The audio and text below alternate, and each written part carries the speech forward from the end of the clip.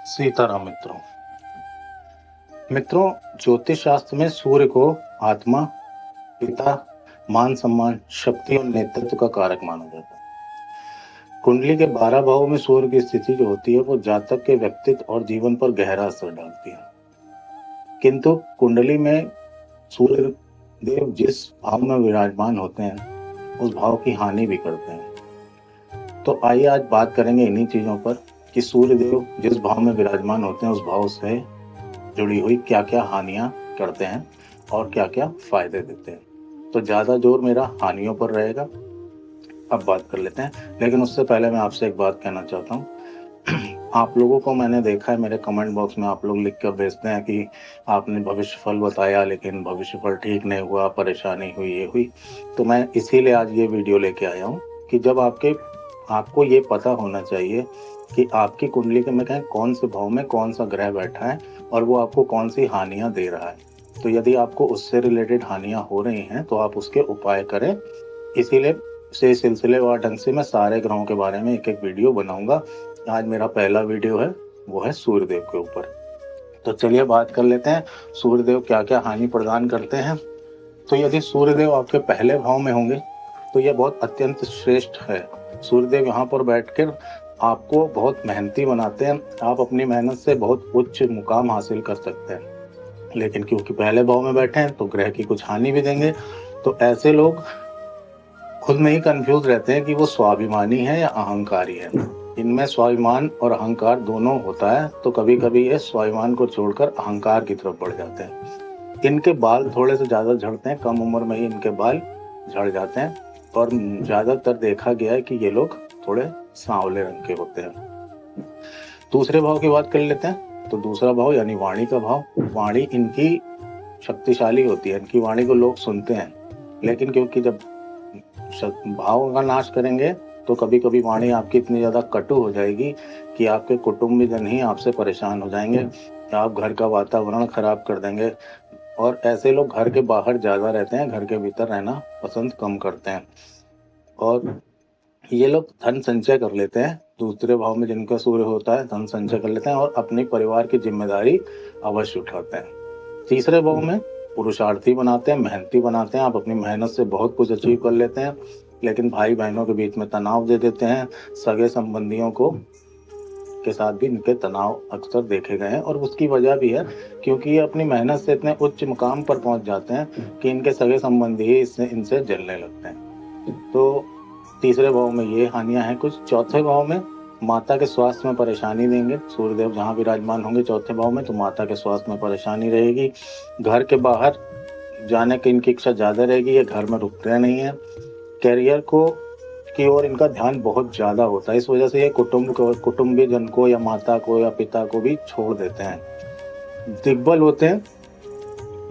होते हैं, चिंताग्रस्त जीवन बिताते हैं, पिता के धन को बर्बाद कर देते हैं ये लोग अक्सर ऐसे करके। और इनमें आत्मविश्वास की थोड़ी कमी भी पाई जाती है। पांचवें भाव की बात कर लेते हैं। तो ये साधक होते हैं इस तरह के लोग। तीक्ष्ण बुद्धि होती है, बहुत ज्यादा बुद्धि होती है। तंत्र मंत्र में तार्किक होते हैं ये और तार्किक व्यवहार करते हैं, लेकिन इनके साथ समस्या होती है, ये अत्यंत क्रोधी हो जाते हैं, क्रूर हो जाते हैं। इनका स्वभाव अक्सर चिड़चिड़ा ही देखा जाता है। तो पंचम भाव में सूर्य का ये प्रभाव होता है। अब बात कर लेते हैं छठे भाव की।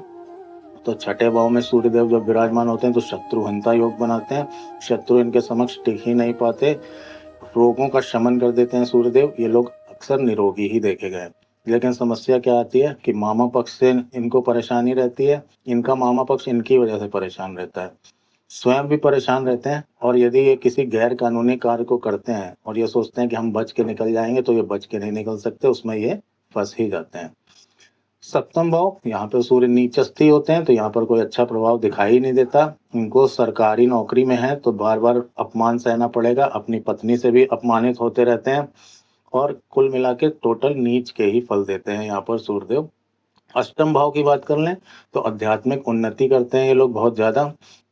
लेकिन इन पर अचानक से संकट भी आते हैं बहुत ज्यादा। ज्योतिष की इनको गजब जानकारी होती है, अकल्ट साइंसेस की तरफ अगर ये मुड़ गए तो वहां पर मास्टर बन जाते हैं ये।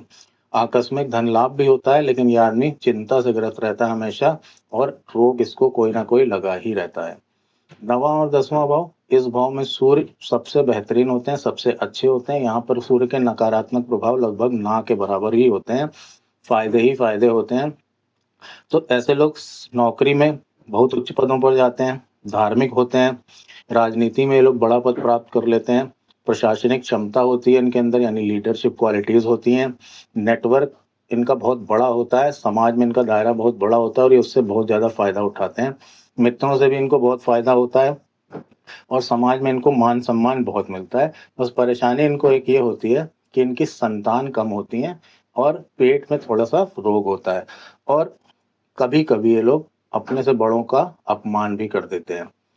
द्वादश भाव की बात कर लें तो ये लोग एकांत प्रिय हो जाते हैं, खर्चे बहुत ज़्यादा करते हैं, लेकिन विदेशों में सफल हो जाते हैं और क्योंकि शत्रु वो भाव नाश करेंगे, भाव में हानि करेंगे, तो ऐसे लोग आलसी बहुत ज़्यादा होते हैं, जीवन के प्रति थोड़े उदासीन टाइप के रहते हैं। इनको कोई ज़्यादा खुशी गम वाली आप स्टेज में नहीं देखोगे, लगभग चल रहा है जैसा चलने दो ऐसा ही रहता है और ये सबसे ज़्यादा द्वेष रखते हैं। तो ये थे सूर्यदेव 12 भावों में।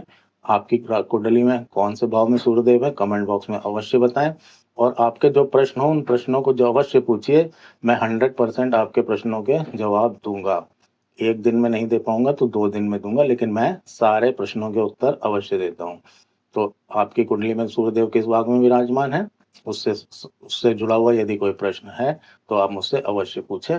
बाकी मिलते हैं अगले वीडियो में किसी दूसरे ग्रह का 12 भावों में क्या मिलता है फल। सीताराम।